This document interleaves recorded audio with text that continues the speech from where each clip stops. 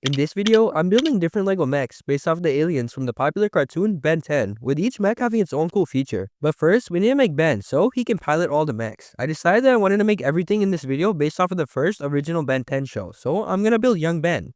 I was able to get a pretty good looking minifigure by using this brown hair piece and this torso piece from this LEGO Fast and Furious set, with the rest of the parts coming from this raw minifigure.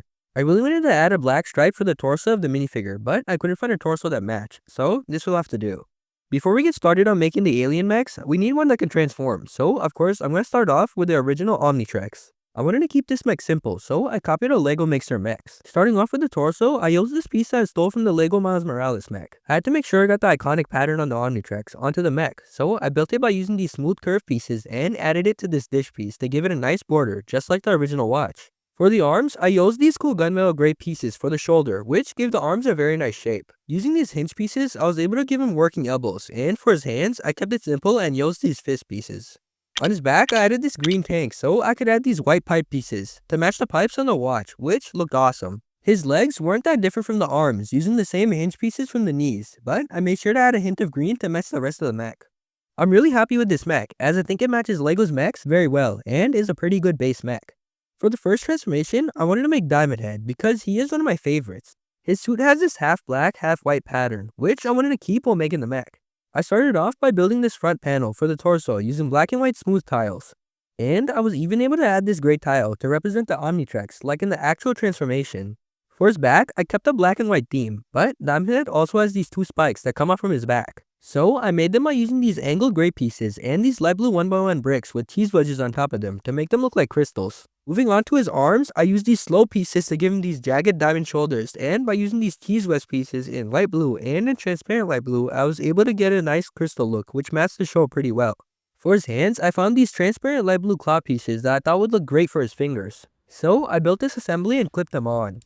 I did the same for his other arm, but instead of giving him a hand, I used this cool stud shooter piece from an old Bionicle set which I thought made the mech look a little more interesting. The character's name is Diamondhead, so of course we have to give him a head. Using a slope piece and a cheese wedge piece, I was able to get a pretty nice shape that was similar to the show, and to attach it on, I used this hinge piece. Going down to his legs, I used these mixel joints to give him more posability, and added these hinge pieces to give him working knees. I covered up the rest of the leg in black pieces, and for his foot, kept it simple with black slopes and a clip piece so that he could stand better. I did the same thing for the other leg, but made sure to build it in white, which finishes off our first transformation. I'm really happy with how similar this mech looks to the character in the show. I feel like you can just look at it and tell what character it is, which is pretty nice. And overall, I'm glad I was able to get his suit pattern and color scheme onto the mech. The next transformation I wanted to make was Heatblast. He's probably one of the coolest transformations, and I know everyone loved him as a kid. I used this red curved piece as the base for the front of the torso and extended it. Using some smooth pieces and curved pieces, I was able to give it a nice shape. I even used some transparent orange pieces to help give him that glow from the cartoon. Added this gray stud just like the last mech to match the Omnitrix. To make the mech more fun, I thought it would be a good idea to give him a jetpack since he does fly in the show after all. I made two of these thrusters by using red curved pieces and this technical barrel piece and a wheel piece with a fire at the end of it. Using this pin, I was able to connect both of them together and added the jetpack to the mech. Heatblast's flaming head is also too noticeable, so I built a simple one by using this knot brick with transparent orange pieces around it. Then I added this hinge piece to attach it on. His arms were pretty simple using these slope pieces, but I found these cool fiery rock pieces from this LEGO Ninjago Coal mech set and I knew I had to use them, so I added them as shoulder pads. I used hinges to connect his hands, and I had these gold clip pieces that I used for his fingers. To show more of the glow, I added these yellow tiles to his hands. His legs started off pretty similar to Diamondhead's by using mixel joints and hinge pieces for the knees, but his feet is where it's a little different. In the cartoon, Heatblast's legs are a lot brighter than the rest of his body, and they have a weird shape to them. Using these transparent orange pieces, I was able to add a cool shape to his legs and make them look a little brighter. But for his feet, I used these curved pieces in yellow, which captured his feet shape really well. I think this mech turned out pretty well. I wasn't sure that I was going to be able to make this mech look this cool because of how limited the color palette was, but I think I made it work. I definitely like the feet of this mech the most because I think they match the show's character very well. Now, this next mech is going to be a lot more different because it's Cannonbolt. He's a lot more short and stubby compared to the other transformations, but I think it's more important for him to turn into a ball, just like in the cartoon. I started off by making this back area using these black curved pieces and these hinge pieces to get an idea of how I was going to turn him into a ball. I even added these yellow wedge plates to give him the pattern he had on his back. I started working on the cockpit using some different white pieces because his body is mostly white from the front. I had to make sure that his cockpit didn't take up too much space because then his mech wouldn't be able to roll up. So I used this clip piece and added a handlebar so Ben could control the mech. For his arms, I started off by using these yellow circle pieces because Cannonbolt has these yellow armored circles all around him. Under the yellow pieces, I added these black curved pieces using snot pieces to add more shape and thickness to his arms. Cannonbolt also has these hands with bear claw-like fingers on them, so I built those by using black stud pieces with rods that came out of them.